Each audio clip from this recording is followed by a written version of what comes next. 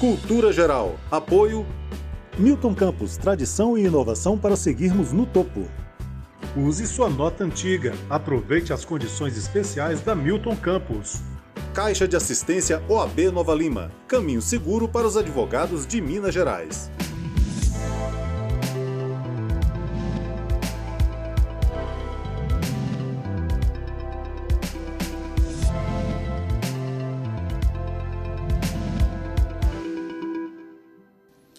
Olá, sejam todos muito bem-vindos ao Cultura Geral. É sempre um prazer fazer o Cultura Geral aqui na TV Banqueta e na Rádio Cultura de Curitiba. Cultura Geral completando 10 anos, né?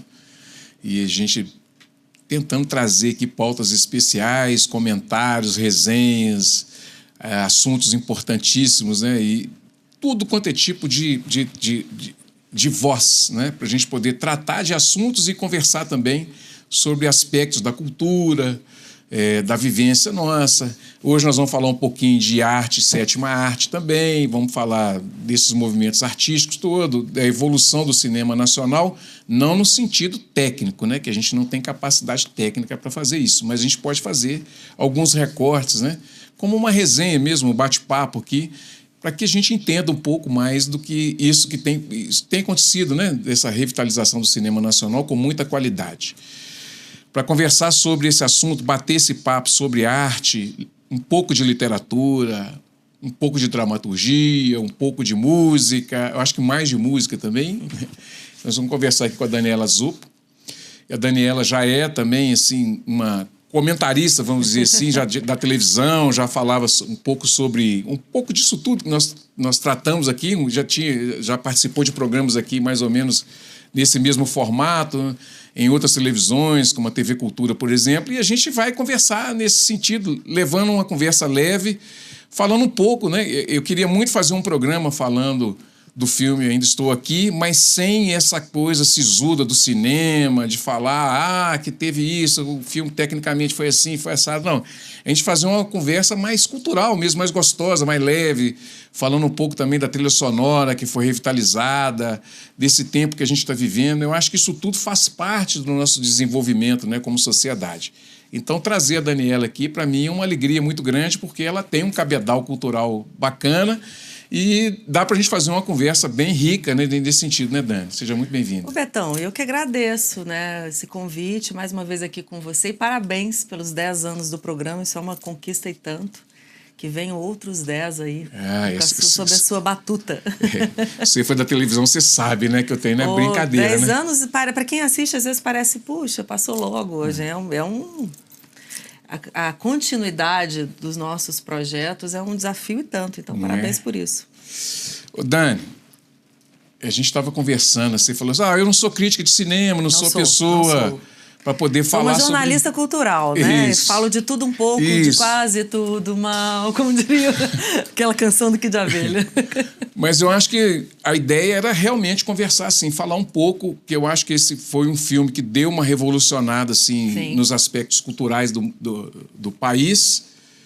E foi assim, o que a Fernanda falou, né? Falei assim, vai ser... Eu não quero aquela coisa assim, aquela torcida de Copa do Mundo, mas acabou virando assim. Em pleno carnaval, como não, né? Como não virar uma grande torcida organizada. Né? E se parou o carnaval para falar que ela ganhou, que o filme ganhou o Oscar e tal.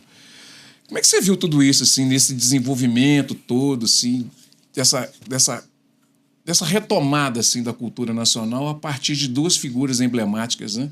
A mãe, a Fernanda, e também esse movimento todo do cinema nacional? Eu acho que a gente está diante de um fenômeno mesmo, né? Esse filme é um fenômeno de... É um filme que já tem uma das maiores bilheterias do cinema nacional. É um filme que é ao contrário, porque aí quando você pensa nos filmes que estão na frente, são filmes talvez mais, são comédias ou filmes que também têm uma pegada assim, mais artística, mas é interessante que eu não me lembro desses anos todos, são 30 anos cobrindo cultura, eu não me lembro de um filme ter gerado, assim, um filme nacional ter gerado tamanha comoção das pessoas, né? Então, assim, a gente já teve, inclusive com o próprio Walter Salles, né, um outro filme concorrendo, com a Fernandona no papel principal, que foi Central do Brasil, né? A gente já teve aí o Tropa de Elite, que foi um filme também que teve uma repercussão incrível no mundo inteiro, né? É que a gente não tem muita memória, a gente se esquece, né? Rapidamente das coisas. Aliás, a gente tem cada vez menos memória, né? Em tempos de Digitalização, incrível. Esculturas de 15 segundos. Né? Mas é só para lembrar as pessoas que estão aqui conversando com a gente que já houve outros bons momentos, sim, no cinema nacional, com repercussão internacional dos nossos filmes, mas eu acho que, nesse momento, o Ainda Estou Aqui, ele gera uma comoção, né, popular, que é uma coisa impressionante mesmo, né? Eu fui ver, Betão, eu fui assistir ao filme logo no início, se não me engano, acho que em novembro, assim que entrou em cartaz. Talvez eu esteja um pouco equivocada com a data, mas foi no ano passado, né? E no final do ano passado. E foi fácil ir ao cinema, embora já houvesse ali um certo burburinho, um burburinho, mas você chegava na sala de cinema para assistir ao filme e conseguia entrar. Então, assim, não havia ainda... A gente está falando de antes da premiação do Globo de Ouro, que eu acho que ali foi uma virada de chave, né? Sim. Quando a Fernanda Torres ganha o Globo de Ouro de melhor atriz, eu acho que ali a gente começa com a torcida pelo Oscar, né? Então, acho que ali deu uma virada de chave importante. Mas já havia todo um burburinho, como você disse, em torno do filme... porque já existia uma campanha. A gente precisa também dizer para as pessoas que esses fenômenos não são assim tão espontâneos, né? Existe uma grana investida, existem profissionais muito competentes que fazem a campanha do filme fora do Brasil, né? Então, é claro que a gente sabia que o Walter Salles vinha com tudo, com esse filme. Mas existe uma parte também que é incalculável, que é como é que as pessoas vão receber, né? Sim. Então, eu acho que é nesse momento ali, pelo menos a minha análise é essa, no momento em que a Fernanda Torres ganha, porque eles já tinham passado por Veneza, tinham sido ovacionados, já tinham sido premiados em outros festivais internacionais, mas quando chega no Globo de Ouro, talvez por ser uma premiação também norte-americana, também muito midiática, né? Aí as pessoas começam a falar, opa, vai dar Oscar.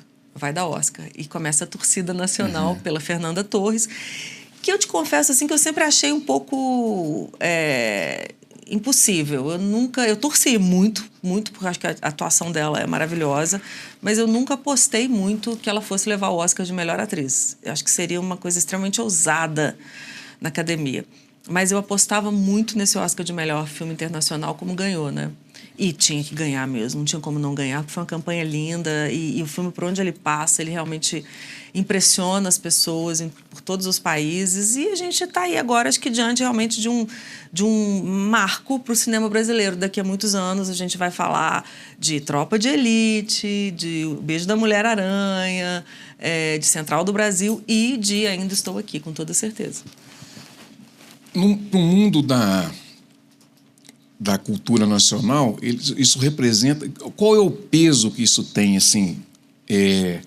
Porque a gente tem, por exemplo, no Brasil não, no mundo, uma digitalização de tudo, né? Então, assim, você tem as culturas digitais pegando uma geração, essa geração a Z, a Milênio, a Alfa, que vem aí, tudo, e essas gerações estão mais conectadas nesse sentido. E quando você tem uma retomada assim das telonas, você tem uma revitalização disso também. Cria essa expectativa, por exemplo, quem mexe com teatro. A gente vê muito aqui, por exemplo, em Belo Horizonte, Belo Horizonte, Nova Lima, Itabirito, Itabira, essas outras cidades, tem muito essa questão cultural também, do teatro, da música e tal. E retrata, o filme retrata muito isso, que ele volta lá nos anos 60, 70, fica ali naquele momento ali e dá uma nostalgia, assim. E eu acho que quem não viveu isso também tenta reviver de alguma forma. Você sentiu isso também, Dani? Muito. Assim, pra gente, embora a gente não tenha vivido, né? O filme se passa no início de 1971. Isso. Então, nem eu nem você vivemos, assim, essa época, né? Mas a gente tem uma memória, uma referência muito mais próxima do que a geração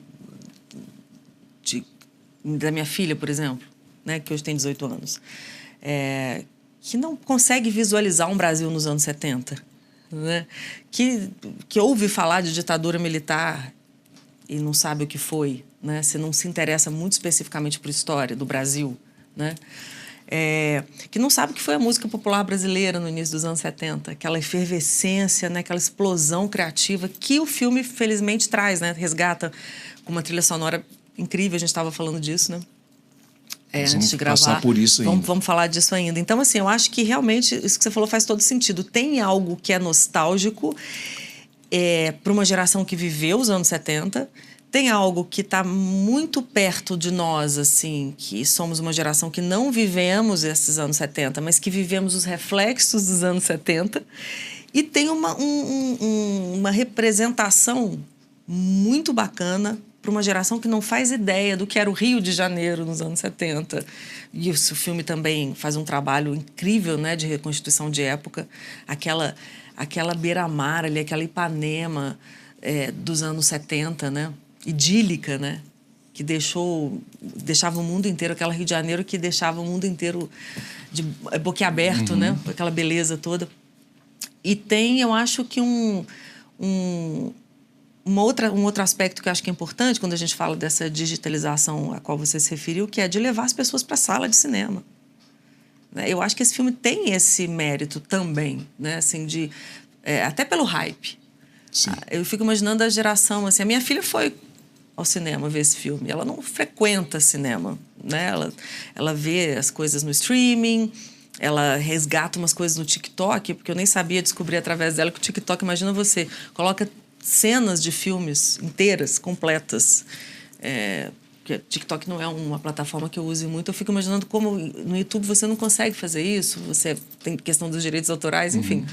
Então, eu acho que é um filme também que, pelo hype, né, para usar um termo que também é muito dessa geração, ele leva uma turma para o cinema, o que é uma experiência totalmente diferente, porque um bom filme visto numa sala escura de cinema é diferente, é uma experiência diferente do que assistir na sala da sua casa, no streaming, parando para pegar pipoca, para atender o celular, para mandar uma mensagem de WhatsApp. Ali você tem uma outra, né, uma outra atmosfera, uma outra escuta, uma outra percepção da obra, né?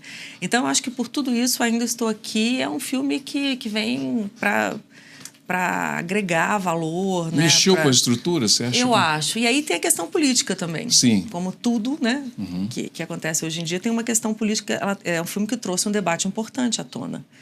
Um debate que nenhum político conseguiu trazer, um debate que nenhum presidente da República conseguiu trazer vergonhosamente, um debate que a nossa sociedade não conseguiu trazer, né? Então, assim, um filme trouxe de volta um debate que eu considero absolutamente necessário, que é o da época da ditadura no Brasil, né? Que para muita gente não aconteceu. Eu acho que tem um recorte interessante que as pessoas não fizeram essa leitura aí no campo da política, que nós tivemos a Comissão da Verdade. E no momento da Comissão da Verdade, as pessoas meio que banalizaram essa coisa toda, tanto é que isso acabou no Bolsonaro, né? Isso acabou acabou em tragédia, né? Que elegeu uma pessoa que ovaciona um torturador, né? E eu acho que o filme fez essa releitura e as pessoas começaram a entender o que foi uma releitura também e descobriram que dos torturadores, e tanto é que no Carnaval eles pararam na janela de um desses torturadores e vaiaram e não sei o quê. Eu acho que teve esse lance também assim, de começar a entender historicamente também qual foi o papel de ter a Comissão da Verdade, né? Aqui na televisão fizeram um documentário super legal através do material que foi produzido, que eles chamam Escavando a Verdade, que foi produzido através da Comissão da Verdade. Então, eu acho que isso tudo tem a ver também, assim. Eu acho que teve esse hype, né? Vamos dizer assim. Demais, eu acho que sim. E esse é o poder da arte, né? Porque você não traz isso a público de uma maneira didática, de uma maneira muito ideologizada, né? Então, quando esse debate está no palco da política, eu acho que ele, como tudo que acontece hoje em dia, ele corre o risco de gerar mais uma polarização. Não que o filme não tenha gerado, porque quando ele começou a virar o que ele virou, claro que ali a coisa a polarização tomou conta, né? Então não vi, não gostei, né? Gente que partiu para esse discurso a partir de uma perspectiva ideológica e gente que falou, olha, tá vendo? Agora eu vou ver, agora eu quero ver esse filme, porque ele traz um tema que é relevante para o debate público, né? Então, eu acho que é o grande mérito do filme, entre outras coisas, né? Mas assim, da arte nesse caso, né? Que é de trazer um tema tão importante de uma maneira que é completamente diferente de quando você está sentado na sua casa assistindo ao Jornal Nacional, por exemplo, e a pauta jornalística te traz esse tema, né? Você está ali numa outra perspectiva, assistindo a história de uma família, uma história real, né? Que eu acho que o roteiro do filme faz jus, né, a essa história, se mantém fiel a essa história, né? Que a gente conhecia, nós aqui, jornalistas, a gente sabe quem é o Marcelo Rubens Paiva, a gente sabe, nós somos de uma geração que leu Feliz Ano Velho, que foi o primeiro livro dele, né? Porque, para quem não sabe, o Ainda Estou Aqui é baseado no livro, né, do Marcelo Rubens Paiva, que é um jornalista, um escritor e filho desse personagem, esses dois personagens que o filme trata, que é o Rubens Paiva, o pai dele que foi um deputado assassinado, torturado pelo regime, e a mãe, Eunice Paiva, que é essa heroína do filme. Então, a gente sabia da existência do Rubens Paiva. Eu descobri essa história através do filho do Marcelo, lendo o livro dele, quando eu era adolescente. Então, porque no Feliz Ano Velho, ele tem uma contextualização rápida, né? Sim. Da família dele. Mas isso tudo ficou ali, né? Mais um personagem da ditadura, um torturado que o regime não assumiu, né? Que assassinou e não assumiu. Então, eu acho que esse filme ele traz essa história à tona e, ao trazer essa história à tona, ele traz essa história que é o pano de fundo do filme da ditadura militar e dessas várias pessoas que foram torturadas e assassinadas pela ditadura. Mas eu acho, Betão, não sei se você concorda, mas eu acho que o mérito do Walter Salles, em primeiro momento, né, porque é o diretor do filme, mas não só dele, mas no primeiro momento dele, é de não carregar na violência. Absolutamente não tem violência, não tem uma cena de violência explícita, digamos assim, que o filme tem uma violência psicológica, né? Mas ele não está ali repetindo cenas que a gente já viu em outros filmes ou em outros documentários. É tudo muito sutil, assim como a interpretação da Fernanda Torres. Então, eu acho que é aí que o filme pega as pessoas e conta a história que precisa ser contada, sem dizer assim, olha, agora vamos contar a história da ditadura militar. Ele faz isso com arte, faz isso com sofisticação, faz isso com sutileza. E aí eu tenho que perguntar para a mulher, né? Como que você viu a interpretação da Fernanda? Porque muitas das coisas que eu li, e ela falou também, assim, e as pessoas falaram que ela foi muito fidedigna assim, na interpretação com relação à esposa do Rubens Paiva, a força que ela teve, sabe, a inteligência emocional que ela teve e tal. Como é que você como mulher, assim, você entrou no filme nesse sentido, assim, você se sentiu assim... Não sei se é a palavra certa, mas representada assim, naquele contexto? Eu acho a interpretação da Fernanda Torres impressionante. Eu acho que, ao mesmo tempo que a gente fica assim, tão encantado com essa... com isso que talvez seja o papel da vida dela, né? Eu fico me perguntando se eu fosse a Fernanda Torres, eu ia falar, meu Deus, eu nunca mais vou conseguir ser tão boa assim, porque é tão bom, né? É tão boa a atuação dela que, enfim, parece que depois disso nada melhor pode acontecer, né? Mas aí a gente sabe que sempre pode, né? E tá aí a Fernandona naquela cena absurda, em poucos minutos, que ela entrega ali, né? Sem dizer uma palavra, Fernanda Montenegro. Mas voltando para a sua pergunta, assim, eu me senti muito impactada, muito impressionada com... Eu te confesso, Betão, que eu não sabia que a Fernanda Torres podia ser... Eu sempre considerei ela uma ótima atriz, mas eu sempre achei, assim, filha de Fernanda Montenegro. Porque, afinal de contas, Fernanda quase que Montenegro. inevitável, né? E porque Fernanda Montenegro uma atriz, talvez a maior, né, do Brasil, assim, em atividade, na minha opinião, pelo menos. E a Fernanda Torres, num determinado momento, ela foi para comédia, né?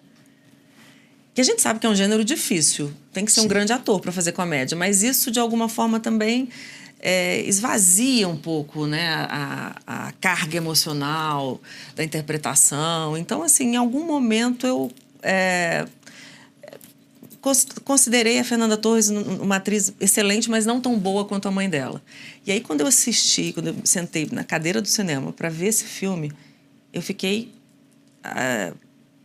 acho que a gente fica sem ar, sem fôlego com a atuação dela. Porque é uma atuação muito contida, né? Muito econômica. Dizem os atores, eu não sou atriz, não posso falar, mas eu tenho amigos atores que me falaram que isso é uma das coisas mais difíceis para o ator fazer. Porque ali ela ficou numa corda bamba, né? Ela estava num fio de uma navalha. Uma história muito trágica, muito dramática, em que ela podia ela podia cair num sentimentalismo, né, a qualquer momento, e pesar a mão, né, e errar o tom. Então, eu fiquei, num primeiro momento, muito impressionado com ela. E depois, como mulher, é inevitável você não se colocar sabendo que é uma história real, né? Sabendo que essa mulher existiu, Eunice Paiva, que esse homem existiu, Rubens Paiva, que eles tinham ali aquela família numerosa, e que essa mulher, que até então era uma companheira, uma coisa muito típica, aliás, naquela sociedade do início dos anos 70, uma dona de casa, uma mulher culta, inteligente, que estudou, que fez faculdade, mas que casou com um arquiteto, um engenheiro, se não me engano, né, e que virou deputado, e ela era aquela ali responsável pelos filhos, pela casa, pela organização doméstica. Essa mulher que vê a sua vida ser roubada, né? Vê esse marido ser arrancado literalmente de casa, assassinado pelo Estado, e ela se vê sozinha com esses filhos, tendo que criá-los. Mas não apenas isso, né? Porque acho que isso que é a grande força da personagem. Ela não é só uma mãe que vai voltar a estudar, que vai começar a trabalhar para sustentar esses filhos. Ela é uma mulher que vai continuar lutando por muitos e muitos anos pela justiça desse assassinato. Então, é impossível, acho que, para uma mulher não se sentir, não sei se representada, porque a Eunice é muito, né? Ela é muito forte, assim, ela é uma heroína mesmo, né? Uma heroína da vida real, como tantas outras, né? E eu acho que bem característico das mulheres dessa geração, né? Eu acho que sim. Eu acho que existe um conceito, a meu ver, equivocado, de que as mulheres fortes nasceram agora, né, junto com essa nova onda feminista, e que tudo que aconteceu antes, mulheres que estavam em casa, mulheres que foram mães e donas de casa, ou por escolha, ou por uma questão de todo um sistema, né?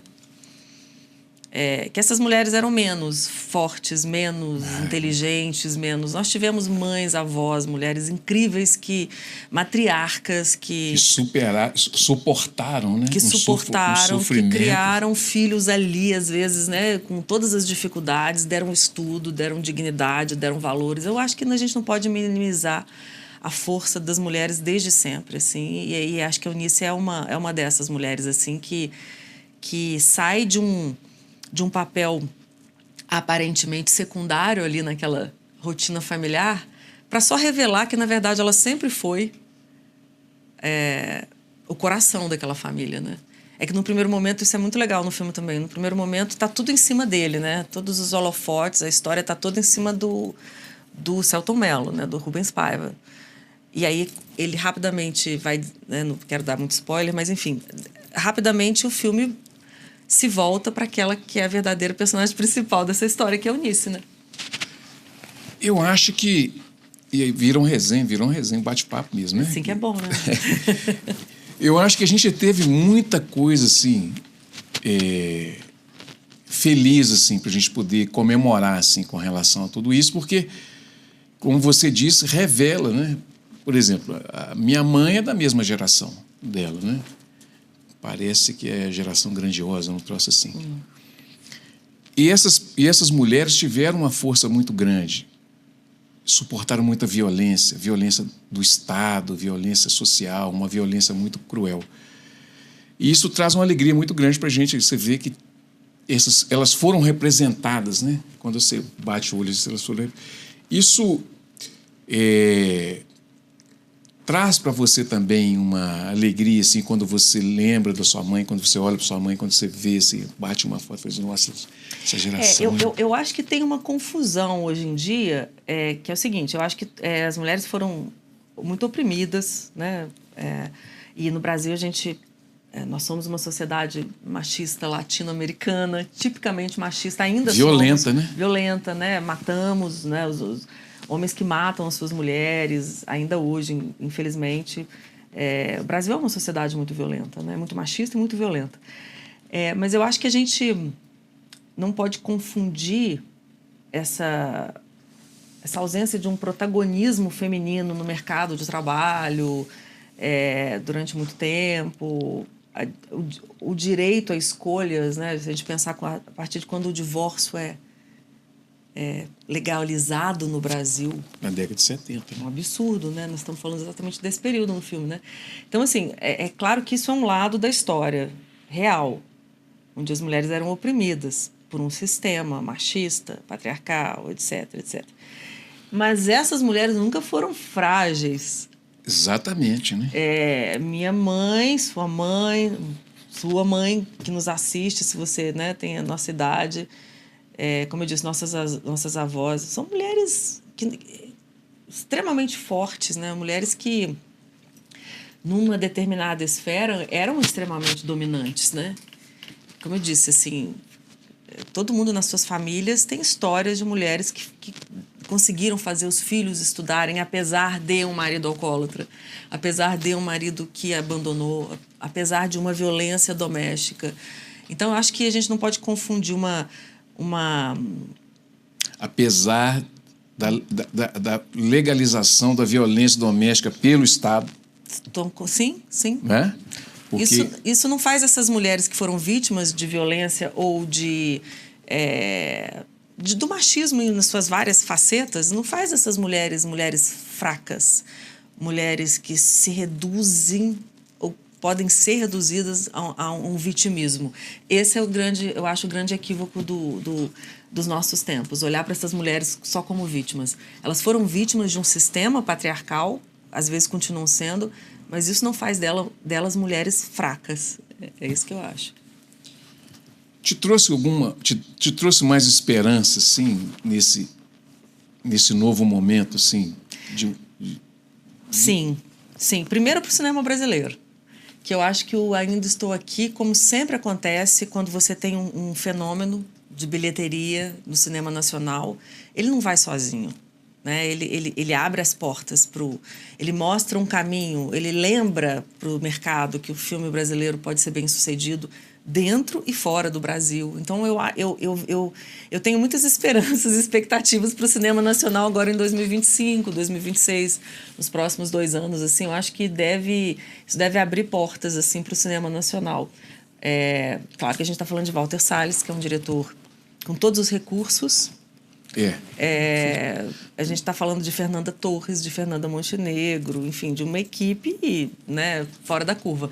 Mas eu acho que sempre que um filme faz uma campanha tão bem sucedida como Ainda Estou Aqui está fazendo, ele mostra um caminho, ele abre porta para outros cineastas, para outros filmes acontecerem também. E tem muita gente boa, né? Tem muita gente boa no cinema nacional, né? Tem. O cinema nacional ele passa por fases, né? Assim, de produção. Eu acho que sempre temos bons diretores, mas tem momentos em que a gente tem mais políticas públicas que olham para isso, tem momentos que a gente não tem. E o cinema é uma arte cara. Ninguém faz cinema com pouco dinheiro. Não faz, assim. Você pode fazer filmes com baixo orçamento, mas o baixo orçamento ainda já é muita muita grana, coisa, né? Então, acho que sim. Eu não lembro qual foi o orçamento desse filme, mas acho que não foi tantos problemas, não teve tanto problema para o Walter Salles, não, porque ele tinha um... Ele está entre os 5 diretores de cinema mais ricos do mundo, né? Acho que é 18 ou 19 bilhões ele tem de patrimônio. Que bom que temos um milionário que faz filmes desse tipo, É né? isso que Porque eu ia tem falar. tantos milionários que não fazem nada. Que bom que ele tem esse olhar. Meu respeito. Que tem esse olhar cultural, né? Se todos tivessem esse olhar, podia tá aí andando de jet ski, né? Podia estar fazendo. Fazendo só aquelas coisas típicas dos ricaços brasileiros e não, né? O cara tá aí fazendo história. Convivendo com pessoas maravilhosas e trazendo à discussão temas que são importantíssimos, né? E ele tem uma coisa, desculpa. Não, pode ir. A gente falou do Walter Salles. Eu sou fã dele assim, desde o início do cinema dele. Aliás, o Terra Estrangeira é um filme lindo que ele faz com a Fernanda Torres, no início da carreira dele. Um filme preto e branco, que ele fala do exílio. Ele fala ali... O Walter Salles é muito bom para fazer filmes sobre momentos importantes da história brasileira, sem que as pessoas necessariamente percebam isso num primeiro momento. Quer dizer, nesse filme sim, mas Terra Estrangeira é um filme que começa no momento em que uma avó, não é spoiler, não vou estragar a experiência de ninguém, porque isso é o início do filme. Uma avó e um neto estão assistindo a televisão e a ministra, então, da Economia, Zélia Cardoso de Mello, não comunica o confisco das poupanças. E essa idosa, que se não me engano era Laura Cardoso que interpretava, tem um ataque cardíaco e morre. E esse neto, que fica sem recursos, sem avó, se manda para Portugal, terra estrangeira, para tentar ganhar a vida lá. Que era um momento que tinha, justamente pelo confisco da poupança e que arrasou com famílias e famílias. Você deve ter caso na sua família, eu tenho caso na minha família de tias que economizaram uma vida inteira e ficaram sem sua poupança da noite para o dia, que o governo um assalto, roubou o dinheiro das pessoas. Você tem menos de 40 anos, procure saber. Isso foi anunciado e as pessoas ficaram sem suas reservas, né? De uma vida inteira. Então, ele ali faz uma crítica violenta, isso a partir da perspectiva humana desses dois personagens. Que eu acho que é a mesma coisa que ele faz em Ainda Estou Aqui. Ele traz essa história mal contada, trágica do Brasil, né? Na perspectiva dessa família que se viu absolutamente destruída da noite para o dia com o desaparecimento e assassinato do pai, né? Bom, deixa eu fazer o primeiro intervalo. Vou fazer o primeiro intervalo aqui na TV Banquete, na Rádio Cultura de Curitiba. A gente está fazendo essa conversa deliciosa aqui sobre o filme Ainda Estou Aqui. Eu acho que é um programa que as pessoas vão gostar muito, porque virou uma resenha, assim, falando da arte, da cultura. Nós vamos ali pegar uma cerveja e já voltamos. Um minutinho só, vamos buscar uma pipoca. Daqui a pouquinho a gente está de volta aqui na TV Banquete, na Rádio Cultura de Curitiba.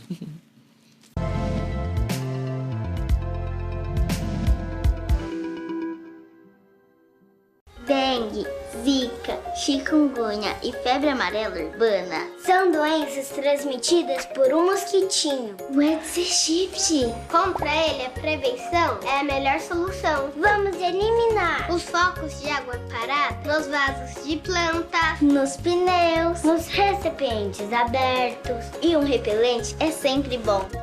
Vamos juntos com a LBV. Diga sim à prevenção. Apoio TV Banqueta. Sonhos cabem no papel, mas podem se tornar realidade. Eles crescem com apoio e investimento no presente. Educação para todos é o que inspira a LBV a buscar um futuro melhor para milhares de crianças e adolescentes. Acredite nesses sonhos, apoie suas realizações. Quando a LBV ligar, diga sim! Dengue, zika, chikungunya e febre amarela urbana são doenças transmitidas por um mosquitinho, o Aedes aegypti. Contra ele, a prevenção é a melhor solução. Vamos eliminar os focos de água parada nos vasos de planta, nos pneus, nos recipientes abertos. E um repelente é sempre bom. Vamos juntos com a LBV. Diga sim à prevenção. Apoio TV Banqueta.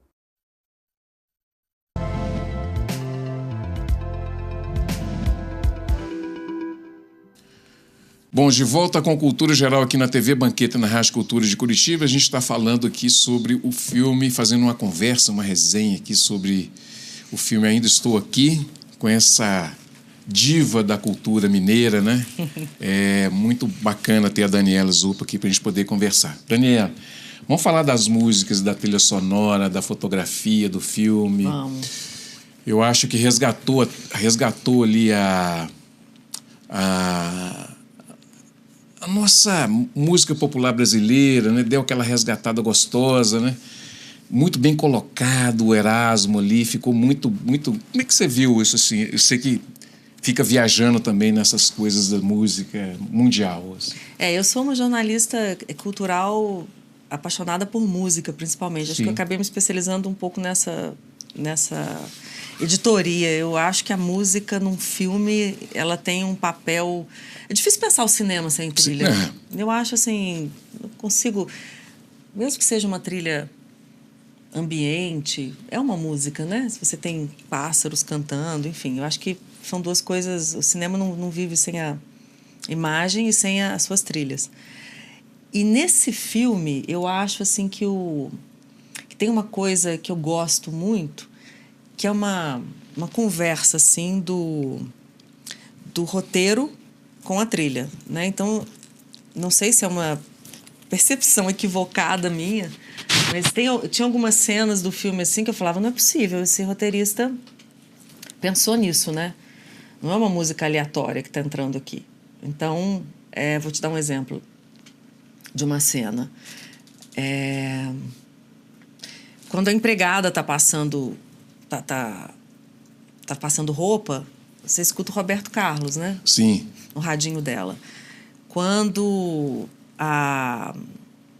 uma das filhas vai para Londres, né? E ela começa a filmar com a Super 8, com a câmera dela, e aí você escuta Baby, né? Uhum. Na Voz dos Mutantes, que é a música do Caetano, que se não me engano, é uma das canções que ele compôs no exílio, né? Então, assim, tem uma conversa do roteiro com as músicas. Isso é uma primeira coisa que me chama a atenção. Quando a Eunice, a personagem da Fernanda Torres, por exemplo, está tendo uma uma conversa sobre política com a filha mais politizada, e ela está sempre muito preocupada com essa filha por causa das batidas policiais, e a menina sempre nas manifestações, colocando... Na perspectiva da mãe, ela estava ali se colocando sua vida em risco, né? A menina, a filha. E aí a Eunice vai lá e coloca uma música, para encerrar a conversa, ela vai lá e coloca uma música Como 2 e 2, né? Acho que na voz do Roberto, que é uma figura que a gente sabe que, dos artistas brasileiros, talvez seja uma das figuras mais controversas durante é o artista que ficou... Eu não conseguiria, assim... Eu sei que as pessoas tendem a definir isso de um jeito, né? Como tudo hoje é 880, mas eu acho o Roberto a figura mais difícil... de mais difícil definição durante esse período da ditadura. Porque se, por um lado, ele não era uma voz política clara, ele é o cara que fez, junto com o Erasmo... É preciso dar um jeito, meu amigo. A música está na voz do Erasmo, mas é uma parceria. Uhum. Só que o Roberto não cantou. Quem cantou foi o Erasmo. Que é uma música que claramente fala daquele contexto político do Brasil naquele momento, né? Preciso dar um jeito, meu amigo, né? Uhum. Tanto que uma grande sacada tá no filme, né? Como a canção principal, né? Mas o Roberto é esse cara que foi condecorado pelo governo, pelo regime militar também. E é um cara que não falava sobre política. Então, ele entrou para a história como uma figura um pouco obscura ali, né? Um artista que não se manifestou. Entrou para a história como isentão. Eu não gosto muito dessa expressão, mas enfim. Mas foi, né? E aí você tem Tom Zé maravilhoso, né? Que as pessoas falam muito... se referindo à trilha da canção do Erasmo, mas eu adoro... Eu acho que é uma música que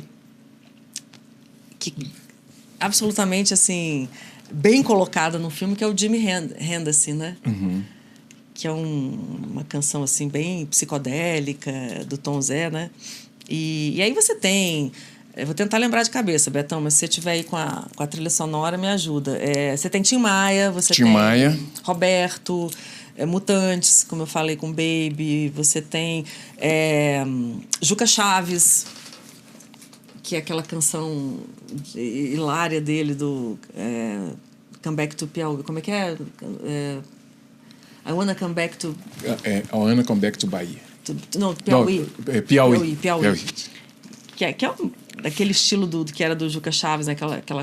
Aquelas letras inteligentes e bem-humoradas. Então, assim, é uma trilha em que muito, muito bem colocada historicamente, porque são músicas daquele momento, né? Daquele início de década de 70, que foi um momento incrível para a música popular brasileira. O que nos traz a interessante conclusão de que, nos momentos mais difíceis, politicamente, culturalmente, a gente deu nó em pingo d'água. Porque você tinha ali esses artistas, Chico, Caetano, Gil, Roberto, para mim, que é a melhor década de produção dele, né? E do Erasmo, dos anos 70. Você tem Tom Zé, você tem tanta coisa ali acontecendo naquele momento, e o Brasil vivendo uma barra pesadíssima, e os artistas fazendo discos lindos, canções incríveis. Eu acho que o movimento ali foi tão grande assim da música que não dava para monitorar, mesmo porque o cabedal intelectual dessa tropa aí, eles não conseguiam bater. Tanto é que Chico conseguia colocar as letras deles, né? E eles não conseguiam interpretar a letra. Então tinha um problema de interpretação de texto ali, né? E eu acho que isso rolou também, assim, a questão do ritmo, e tinha essa coisa também assim, de não sufocar tanto também, para não criar uma coisa igual o Chile, né? E tinha que vender o Brasil lá fora também. Então tinha assim esses movimentos, né? Mas eu acho que nesse campo da música e da arte, do cinema, e de recontar essa história, casou também com o momento que a gente está vivendo, né? Esse momento, sim, primeiro, do que politicamente que a gente está vivendo, segundo, que a gente está perdendo os nossos ícones da música da década de 70, né? Como é que você vê isso, Dani? Assim, você vê Milton Nascimento, o próprio Chico, assim, cada vez mais longe assim, dos palcos, né? E cada vez mais velhos, né? Isso, exatamente, então, assim, por isso, né? 80 e tantos. Em algum momento vamos perdê-los, né? Uhum. E provavelmente vai ser bem triste, porque provavelmente vai ser uma sequência, né? De perdas muito, muito sentidas para a cultura e para a música popular brasileira, né? Para nossa sorte, eles estão aí vivendo muito, alguns produzindo até hoje, né? Eu acho o Tom Zé, por exemplo, um artista extremamente injustiçado pela memória brasileira. Eu acho que ele é tão genial quanto os seus pares, né? Gil e Caetano, principalmente, que são ali da Bahia também dentro do mesmo movimento, né? Que é o do tropicalismo. Eu acho que o Tom Zé é um cara que ficou meio alternativo demais, assim. Eu nunca entendi muito bem por quê. Outro dia eu vi um documentário falando sobre ele falando e tal, foi muita droga e tal, e aí acho que meio que se perdeu nesse contexto todo, que ali foi uma efervescência de coisas naquela geração. Eu acho que ele eu acho que o Tom Zé, eu tive oportunidade na minha vida de jornalista de entrevistá-lo, né? Tom Zé é um artista genial, assim. Não tem dúvida. E totalmente fora da curva. E uma energia, uma vitalidade que eu acho que eu nunca vi em ninguém. Só no Paul McCartney, no palco, porque eu nunca cheguei perto do Paul, infelizmente. Eles têm uma jovialidade, uma vitalidade, assim, que eles não controlam, né? No corpo, na mímica corporal, no palco, né? Tom Zé tem 82 ou 3 anos, não sei. Tom Zé dá pulo desse tamanho. Quer dizer, eu via uns 4 anos atrás ele pulando como uma criança em cima do palco. Então, assim, eu acho que o que aconteceu ali foi que ele não se enquadrou. Uhum. Não se enquadrou num mesmo projeto musical de Gil e Caetano. Acho que Tom Zé é um cara anarquista, assim, muito livre, né? Acho que ele não se encaixou mesmo, né? Tanto que a gente sabe que quem teve que resgatar do ostracismo não foi Gil, não foi Caetano, eles não tiveram essa generosidade. Quem fez isso foi David Byrne, que descobriu em DJs, acho que londrinos, não sei, um disco antigo do Tom Zé e veio ao Brasil para saber quem é esse cara. Ligou para ele, né? Ligou para ele, e aí todo mundo olhou para o Tom Zé, porque o Tom Zé estava bem na obscuridade mesmo, né? E é incrível você pensar isso, como que isso aconteceu. Porque ele era colega ali dessa turma toda da Tropicália, né? Mas eu acho que aconteceu com o Tim e Roberto também, uma coisa assim parecida. Eles tiveram um estremecimento, começaram juntos, né? Erasmo, Tim e Roberto, né? O Tim era um doido, né? Acho que o Tim, ele deve ter brigado com todo mundo, assim, um cara genial, um artista genial, único, né? Único. O Tim é único na música popular brasileira. O que ele fez, ninguém fez. Essa coisa de trazer o soul, a música negra americana. Eu acho que o que estava mais próximo dele ali naquela época, tem no Vale Tudo no livro dele, o Jorge Benjor. Eu acho que estava assim, que tinha uma pegada assim, meio que parecida e tal. Talvez o Cassiano. Sim. Um pouco, assim, nessa linha mais do soul, né? Mas eu acho que a trilha, ela resgata essa efervescência musical brasileira dos anos 70, principalmente ali do início dos anos 70. E aí, de novo, aquilo que você falou no início, né? Quer dizer, acho que ela revela para um público novo também, o jovem, essa história, uma parte dessa história. Porque é claro que Chico, Gil, Caetano são, né, conhecidos acho que por todos os brasileiros. Você pode não ouvir, mas vocês sabem quem os caras são, digamos assim, essa nova geração.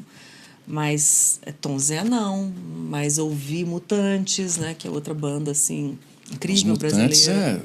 Eu acho que, para mim, foi a melhor banda que eu vi nacional. De rock, sem dúvida, concordo com você. Assim, estava no nível do The Doors, assim, melhor do que o The Doors. E as pessoas podem até achar que não, mas quem conhece um pouquinho de música, conhece um pouquinho assim, do que estava rolando naquela época, não perdia. Aliás, muito pelo contrário, né? Muita gente lá de fora bebeu na fonte deles. Kurt Cobain quando veio ao Brasil, quis conhecer Arnaldo Batista. Porque eu vi os Mutantes e, imagina, o cara estava lá nos Estados Unidos com aquele acesso a tantas bandas. Como é que um disco dos Mutantes chega na mão do cara? Porque é cult. Os caras são ícones, né? Eles estão ali na discografia de todas as bandas que estão começando. E aqui no Brasil ainda são restritos a pessoas que gostam de música, a bandas, né, que se interessam por rock, mas eu acho que é outra bola dentro do filme, né? Essa trilha incrível, assim. Dani, como é que você vê, assim, como é que você tem visto, por exemplo, assim, essa... É uma contracultura, né? Você tem uma cultura de massa muito forte, né? E isso tocou mesmo, assim, porque as coisas que eu estudo, né? Teodoro Adorno, cultura de massa, essa coisa toda. E você fica meio assim, sem caminho, você fala, nossa, não vou ter que aguentar isso o resto da minha vida. Aí quando você ouve... E quando você vê um filme que retrata tudo isso, você fala assim, é um alívio, abre assim, um clarão, né, pra gente e tal.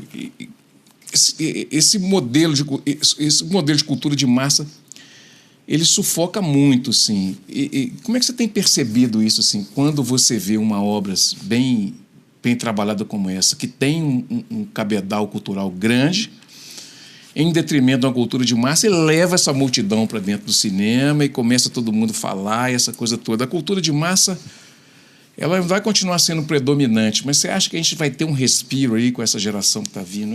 Como é que você vê isso? Ou você acha que não tem... Eu não sei, eu oscilo entre pessimismo e otimismo, sabe? Assim, muito. Porque, por um lado, eu acho que a gente está perdendo a capacidade de concentração, de escuta, de reflexão, do pensamento, né? A gente está muito rápido, muito apressado. A gente está... E aí, quando eu falo a gente, eu estou dando uma ênfase nessa geração que nasceu sob o signo do digital, né? Porque nós ainda temos nossos recursos, nós ainda sabemos viver quando a luz acaba. A gente acende uma vela e vai conversar. Sim. Pega um livro, né? Exatamente. E nem todo mundo entende que é possível viver, né? Sem um celular, sem uma luz elétrica. Não tô falando que é bom, tô falando que a gente ainda se lembra do mundo anterior a isso, né? Então, eu tenho um lado pessimista que quando eu percebo assim, que as pessoas acham que tudo que tem mais do que 1 minuto e meio é muito tempo, né? Que você tem o tempo dos vídeos do TikTok ou do Instagram como referência da atenção das pessoas. Aí eu acho que a gente está perdido. Aí eu tenho esse meu lado pessimista que fala assim, então a gente está perdido, acabou o cinema, acabou a música, acabou a literatura. Mas aí, quando eu leio um livro, quando eu vejo um livro, um fenômeno literário, um fenômeno cinematográfico, quando eu escuto música, quando eu vejo Paul McCartney no cinema, quando eu vejo o filme do Bob Dylan, a cinebiografia do Bob Dylan, Um Completo Desconhecido, que é um cara que está vivo aí produzindo e fazendo cada descasso, né, com mais de 80 anos. Eu falo, não, e vendo que também tem coisa boa surgindo, né? Eu sou meio passadista, assim, mas eu reconheço que tem coisas legais acontecendo, novas, né? Mas eu acho que está tudo muito diluído. E as nossas referências da nossa geração, elas ainda são de um tempo onde era mais fácil tatear o mundo. Hoje eu fico me perguntando como é que você mapeia a produção, quando você tem música não num CD, não na rádio, mas no streaming. E aí você pode ouvir música turca, música japonesa, música jamaicana, música brasileira. Mas aí como é que você faz a sua curadoria, né? Assim, como é que você descobre todo mundo? Então eu acho que as referências talvez sejam tão fortes ainda da década de 70, 60, 80, porque era um mundo ainda onde você tinha um certo... uma produção, talvez, pelo menos a produção que entrou para a história como sendo a produção musical, cinematográfica, etc., daquele tempo, ela estava restrita a uma espécie de curadoria que vinha das gravadoras, dos estúdios de cinema. E hoje você tem um leque muito maior e eu acho que as coisas também são mais descartáveis, né? Eu sempre, quando eu escuto, esse é o exercício que eu faço, que eu sempre provoco na minha filha.